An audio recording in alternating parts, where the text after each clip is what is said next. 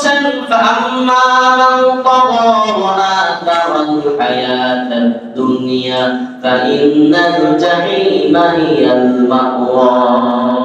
ফাআম্মা মান তাগা, যে ব্যক্তি আল্লাহর সঙ্গে, আল্লাহর দ্বীনের সঙ্গে, ধর্মের সঙ্গে, ইসলামের সঙ্গে যে ব্যক্তি বিদ্রোহ ঘোষণা করেছে, ইসলামের বিপক্ষে যে ব্যক্তি অবস্থান নিল, আল্লাহর বিপক্ষে, রাসূলের বিপক্ষে, রাসূলের রেখে যাওয়া আদর্শের বিপক্ষে যে ব্যক্তি অবস্থান নিল, ফাআম্মা মান তাগা, তাগা মানে হলো অবাধ্য হওয়া, যুদ্ধে লিপ্ত হওয়া অথবা বিপক্ষে অবস্থান নেওয়া।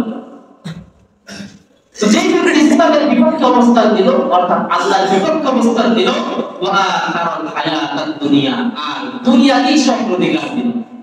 এক হলো ইসলামের বিপক্ষে অবস্থান নেওয়া, দ্বিতীয় কথা হলো যে দুনিয়াকে সব অধিকার দিল, সব জায়গায়। সে তার শিক্ষা ক্ষেত্রে দুনিয়াকে অগ্রাধিকার দিল, দুনিয়ায় সে আখিরাতের কিছু শিখে না।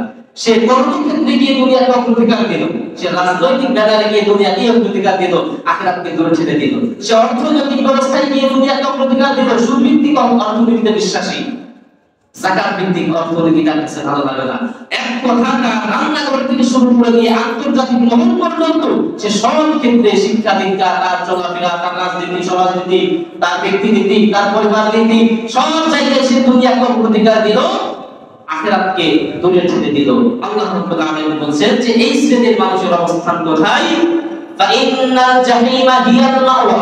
জাহিম, জাহান্নামের 7টি স্তর রয়েছে, এর একটি স্তরের নাম হলো জাহিম, তার আবাসিক স্তর হলো জাহিম।